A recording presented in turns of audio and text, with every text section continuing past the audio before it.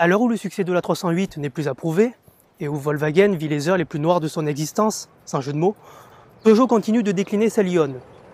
La voici qui débarque habillée en GT, avec cette fois-ci pour mot d'ordre, l'accessibilité. À laisser aujourd'hui sur theobouzige.fr, la 308 GT Line, 2 litres, 150 chevaux.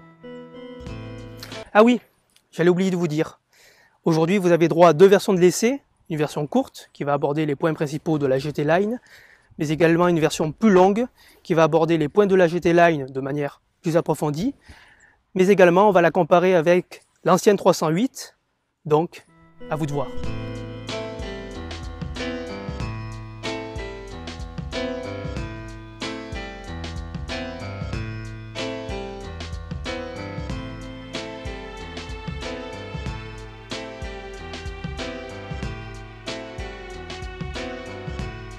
Et oui, les temps changent, et Peugeot l'a bien compris.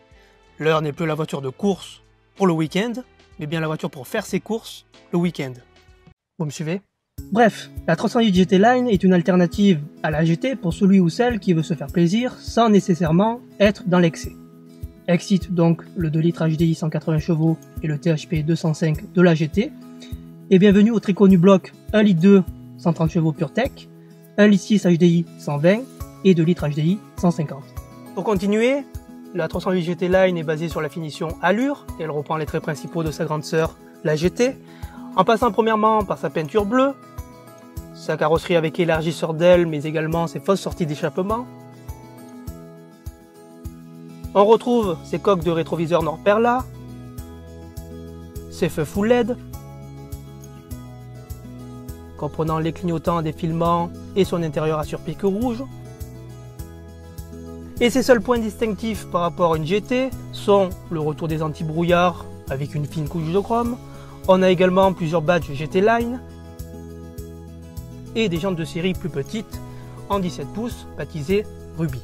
À l'intérieur maintenant, comme vous avez pu le constater, la seule différence visuelle par rapport à une GT, c'est le revêtement de ses assises. Puisque là on est sur du plastique imitation cuir alors que sur une GT c'est du vrai cuir. Et on a également une différence de qualité d'affichage au niveau des compteurs, puisque là on est sur une matrice noir et blanc, alors que sur une GT, c'est en couleur. À l'arrière maintenant, pas de changement à noter par rapport à une 308 classique, on a toujours de la place au niveau des genoux, mais également de la garde au toit. On préférera toujours voyager à 2 que 3, puisque le troisième passager sera toujours mal installé du fait d'une assise dure, mais également d'un tunnel de transmission assez important. Et côté coffre, on dispose toujours d'un volume oscillant de 420 à 1309 litres, une très bonne valeur pour sa catégorie.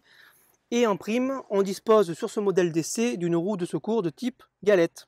À laisser aujourd'hui le 2 litres HDI de 150 chevaux, accouplé au stop and start et à la boîte mécanique à 6 rapports qui hélas accroche toujours.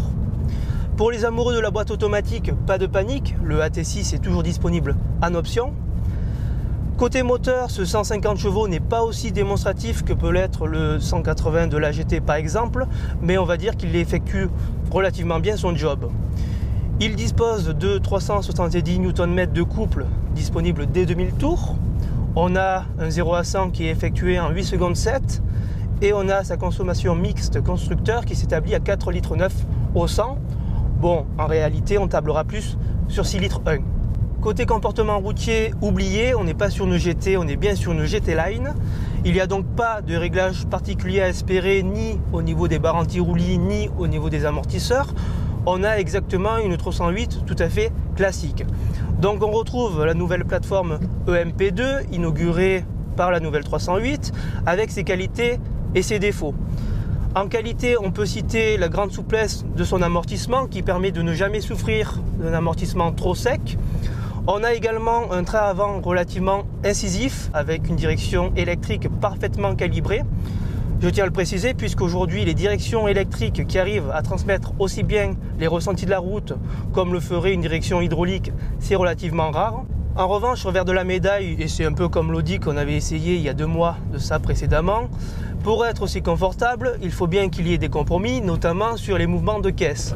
Puisque là où l'ancienne génération de 308 était réputée, pardonnez-moi l'expression, mais tape-cul, celle-là, pour être et pour plaire au plus grand nombre, a été assouplie. Donc on n'a pas un gîte de bateau, mais on va dire que les mouvements de caisse sont beaucoup plus marqués que l'ancienne génération.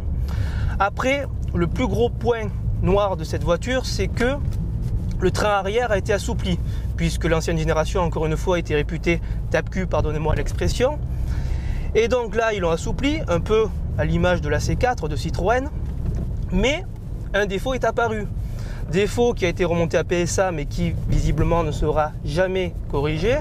Ça vient du train arrière, puisqu'il faut savoir que sur la 308, c'est pas un train arrière multibras comme c'est le cas sur une allemande, une Golf ou une A3 par exemple. Là, on est sur une traverse tout à fait standard déformable. Et donc là, dès que survient une déformation de chaussée, on a le train arrière qui se décale légèrement comme ça. Voilà, donc il ne va pas faire de tête à queue, rassurez-vous, mais c'est relativement désagréable au niveau du ressenti du train avant et également lorsqu'on veut hausser le pas sur des petites routes sinueuses. Enfin, à plus de 31 000 €, 32 080 pour être exact, on était en droit de s'attendre à bien mieux, notamment au chapitre de la finition, beaucoup de ratés au niveau de la peinture optionnelle, justifiés sommairement par PSA au nom de l'économie d'échelle et de coût, beaucoup de ratés, alors je ne sais pas si vous allez bien l'entendre dans le micro, mais au niveau de l'insonorisation, beaucoup de bruit aérodynamique lié notamment à ces gros rétros et de vibrations dégagées par ce diesel. Après, chose étrange qu'on a relevée lors des essais des versions intermédiaires des 308, c'est qu'aussi bien sur la GT que sur les versions Allure et Féline équipées du 1,6 L 120 chevaux ou du THP, eh bien l'insonorisation semble bien mieux réalisée. Alors allez savoir pourquoi. Bref, dernier détail qui tue, je vous laisse deviner.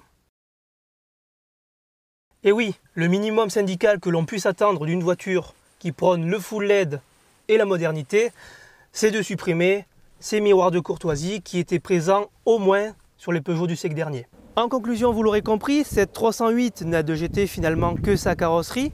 Pour le reste, ça demeure une 308 bien mieux présentée, bien mieux équipée, qui séduira sans doute le plus grand nombre de personnes. Pour les autres, il faudra opter pour la GT ou bien encore pour la GTI. Des berlines certes plus à compromis, mais au vrai cœur de Lyon.